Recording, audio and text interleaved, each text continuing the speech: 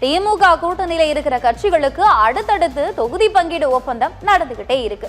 ஏற்கனவே 3 கட்சிகளோட தொகுதி ஒப்பந்தம் கையெழுத்தாகிடுச்சு. இப்போ மதிமுகவுக்கு 4 சட்டமன்ற தொகுதிகளை ஒதுக்கி ஒப்பந்தமும் போட்டாச்சு. இதுல 3 இடத்துல உதயசூரியன் சின்னத்துல நிக்கிறாங்க.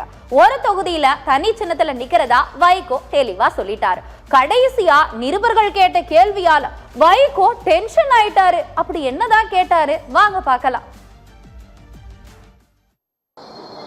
திராவிட முன்னேற்ற கழகத்தினுடைய தலைவர், தமிழ்நாடு முதலமைச்சர் ஆர்வி சகோதரர் மாண்புமிகு ஸ்டாலின் அவர்களோடு ஒப்பந்தம் செய்து கொண்டதில் மறுமலர்ச்சி திராவிட முன்னேற்ற கழகத்திற்கு 4 இடங்கள், 4 சட்டமன்ற தொகுதிகள் ஒதுக்கப்படும் என்றும் 3 தொகுதிகளில் உதயசூரியன் சின்னத்தில் போட்டியிடுவதென்றும் ஒரு தொகுதியில் மறுமலர்ச்சி திராவிட முன்னேற்ற கழகத்திற்கு ஒதுக்கப்படுகிற தனி சின்னத்தில் போட்டியிடுவதென்றும் உடன்பாடு ஏற்பட்டிருக்கிறது. வைகோ அவருடைய தொகுதி பங்கீடு பத்தி எல்லாம் பேசிட்டார். இப்ப நம்ம பாஜக தொகுதி பங்கீடு விஷயத்துக்கு வந்துருவோம். பாஜக தொகுதி ஒதுக்கீடு சம்பந்தமா திருச்சிக்கு வந்த மத்திய அமைச்சர் பியூஷ் கோயல் பாஜக கூட்டணிக்கு தாவேகா வருமானு செய்தியாளருங்க கேட்டிருக்காங்க. அதுக்கு காங்கிரஸ் கட்சியில தான் குழப்பம்னு சொல்லிட்டு நைஸா நழுவிட்டாருங்க. அவங்க கேட்ட கேள்வி ஒண்ணு, இவர் சொன்ன பதில் ஒண்ணு. Well, I think our alliance is absolutely safe and secure. It is the DMK who has to worry. We don't have any party blackmailing us like Congress blackmailed the DMK party. Our parties, our friendly parties are like a family, and everything is finalized within the family in the room. What about the Vijay party, sir? Was he going to join? This is a fight to remove the stained DMK government, the government led by the corrupt Stalin family.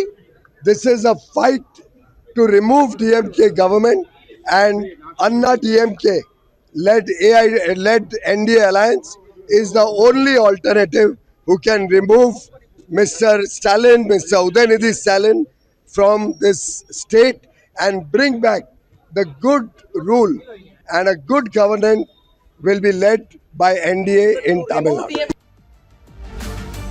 என்னங்க கேட்ட கேள்வி ஒண்ணு, சொன்ன பதில் ஒண்ணுன்னு இருக்கு. அதோட பியூஷ் கோயல் இப்படி சொன்னா அந்த கூட்டணியில இருக்கிற டிடிவி தினகரன் யாரு கூட்டணிக்கு வந்தாலும் சிறப்பாதான் இருக்கும்னு சொல்லி இருக்காரு. ரோட்ல போறவங்க, உணவு டெலிவரி பண்றவங்க எல்லாம் கூட்டணியில திமுக கூட்டணியில சேர்த்துக்கிறாங்கன்னு வேற விமர்சனம் பண்ணிருக்காரு. அப்படி யார சொல்லி இருப்பாரு?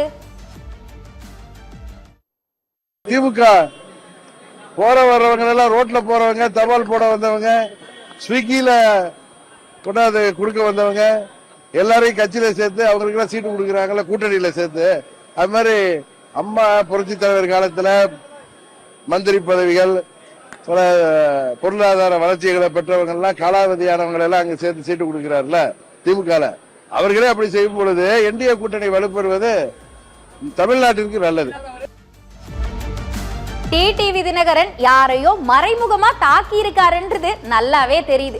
இப்போ நம்ம செல்லூர் ராஜு பக்கம் போவோம். என்டிஏ கூட்டணிக்கு விஜய் மட்டும் இல்ல, யார் வந்தாலும் தூக்கி வச்சு கொண்டாடுவோன்னு செல்லூர் ராஜு அடிச்சு சொல்லியிருக்காரு. கூட்டணி எந்த நேரத்திலையும் மாறும்னு தத்துவ முத்தா மாறிட்டார். அத மட்டுமா, திமுக கூட்டணியில வெட்டு குத்து சண்டை நடக்குதுன்னு வேற அடிச்சு விட்டுருக்காரு. எங்களை பொறுத்தளவுக்கு தோழமை என்பது அந்த தேர்தல் நேரத்துல தான், கடைசி நிமிடத்துல கூட மாறும். எங்களை பொறுத்தளவுக்கு தோழமை மதிக்கக்கூடியவர்கள் தோல்லை போட்டு தூக்கி கொண்டு போய் கொண்டாடுவோம்.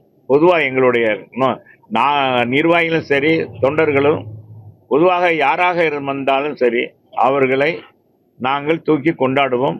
அவர்களை உச்சி முகழ்ந்து அவருக்குரிய பதவியை கொடுப்போம். யார் எப்படி இருந்தாலும் எங்களை பொறுத்தளவுக்கு தெரிஞ்சவங்களுக்கு தெரியும். காங்கிரஸா இருந்தாலும், இன்னைக்கு காங்கிரஸ் திமுக கூட்டணியில இருந்தாலும் கூட, இத்தனை வருஷம் இருந்தாலும் கூட, அவங்களும் இன்னைக்கு பார்க்கும்போது எங்களோட மன மகிழ்ச்சியோடு பேசுவாங்க. என்ன தெரிந்தாலும் உங்கள்கிட்ட இருந்த கூட்டணி மாதிரி ஒரு இணக்கமான கூட்டணியாக இது இல்லை, ஏதோ கடமைக்காக நாங்க போறோம் அப்படின்னு தான் சொல்றாங்க. செல்லூர் ராஜை விடுங்க, இப்ப நம்ம கடம்பூர் ராஜு பக்கம் போவோம். அதாவது அதிமுக பாஜக கூட்டணி ஒரே மந்தமா இருக்குதேன்னு முன்னாள் அமைச்சர் கடம்பூர் ராஜு கிட்ட நிருபர்கள் கேள்வி கேட்டிருக்காங்க. அதுக்கு எங்க கூட்டணியில எந்த பிரச்சனையும் இல்லைங்க, அதெல்லாம் சும்மா சொல்றாங்க, எதிர் தரப்புல தான் ஒரே பிரச்சனையா இருக்குன்னு திருப்பி விட்டுருக்காங்க. தேர்தல் வந்து ஒரு சில நாட்கள் அறிவிப்பா இருக்குது. இன்னும் வந்து ஏடிஎம்கே பிஜேபி கூட்டணி அமைதியா இருக்க, ஒரு திமுக கூட்டணி அதை விட அமைதியா இருக்கு. திமுக கூட்டணி எந்த கூட்டணியில் இப்போ யாருக்கு, இப்போ திமுக கூட்டணி யாருமே உள்ள கூட்டணி, நாங்களாவது புதிதாக அமைத்த கூட்டணி. ஏன்னா பாராளுமன்றத்தில் நாங்கள் தனியாக நின்றோம். இவங்க திமுக பொறுத்தளவில் 2019 பாராளுமன்ற தேர்தலே இந்த கூட்டணி உருவானது.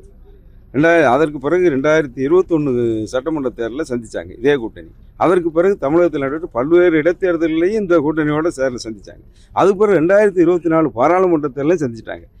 ஏற்கனவே கைவசம் இருந்த கூட்டணி தான் நடைமுறையில் இருந்த கூட்டணியே அவங்களால தொகுதியை இன்னும் பிரிக்க முடியல. எந்த கட்சிக்கு எவ்வளோ கூட்டணி திமுக உள்ள ஒதுக்கியிருக்காங்களா? நீங்கள் சொல்லுங்கள் பார்ப்போம்.